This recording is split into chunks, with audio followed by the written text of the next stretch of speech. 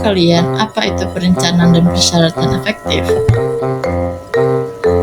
Perencanaan dan persyaratan merupakan subjek yang sulit dalam dunia pengembangan perangkat lunak dan seringkali menjadi titik perdebatan sengit antara manajer dan tim proyek. Pengembangan perangkat lunak, khususnya produk yang inovatif, dirancang dengan baik dan berpusat pada pengguna. Hal ini tidak dapat direncanakan dan dikelola dengan cara tradisional. Dampak buruk dari pendekatan perencanaan dan persyaratan yang salah arah dapat dengan mudah meniadakan praktik baik dan kerjasama apapun. Persyaratan yang efektif. Persyaratan harus bersifat alami dan dalam bentuk yang memungkinkan mereka beradaptasi dan tetap berguna dan relevan sepanjang proyek berlangsung. Persyaratan kerangka kerja dapat digambarkan sebagai kerangka yang menggambarkan batas-batas solusi yang berhasil. Dalam visualisasi ini, area padat mewakili keberhasilan solusi, sedangkan batas pembatas mewakili persyaratan kerangka kerja. Hal ini menggambarkan serangkaian persyaratan kerangka kerja yang sangat efektif karena kerangka kerja tersebut hanya mencakup solusi yang paling berhasil.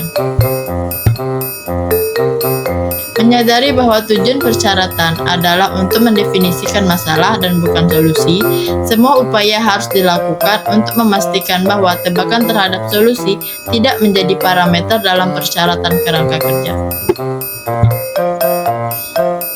Memeriksa kembali bangku berkaki 3. Fakta bahwa komitmen terhadap ruang lingkup tidak dapat dipertahankan tampaknya bertentangan dengan kebutuhan para manajer untuk memiliki tingkat kepastian yang masuk akal mengenai apa yang akan mereka peroleh. Bagaimana persyaratan kerangka kerja dibangun? Proses membangun persyaratan kerangka kerja melibatkan penyelidikan setiap parameter utamanya dan kemudian menyaring temuan penyelidikan tersebut ke dalam bentuk yang dapat dengan mudah digunakan dan dipahami oleh semua orang di proyek. Alasan untuk hal ini menjadi sangat jelas jika dilihat dalam bentuk persamaan semu untuk bangku tradisional berkaki 3 mengenai ruang lingkup, biaya, dan jadwal. Yang pertama ada produk, di mana F ruang lingkup dan jadwal dan biaya. Kedua, produk sama dengan ruang lingkup. Yang ketiga, produk F produk dan jadwal dan biaya. Komitmen yang dapat Anda penuhi. Yang harus Anda komitmenkan adalah kesetiaan terhadap batasan parameter kerangka kerja untuk produk. Tentunya, dua kendala tersebut adalah biaya dan jadwal, dan kemampuan untuk membuat komitmen penuh terhadap kedua kendala tersebut akan sangat membantu dalam meyakinkan para manajer dan pemangku kepentingan. Proses yang efektif. Proses pengembangan perangkat lunak juga dipandu oleh ketidakpastian dan ketidakpastian seperti halnya persyaratan. Proses pengembangan perangkat lunak yang baik mengatasi dampak ketidakpastian dan hal-hal yang tidak diketahui yang baru saja kami identifikasi.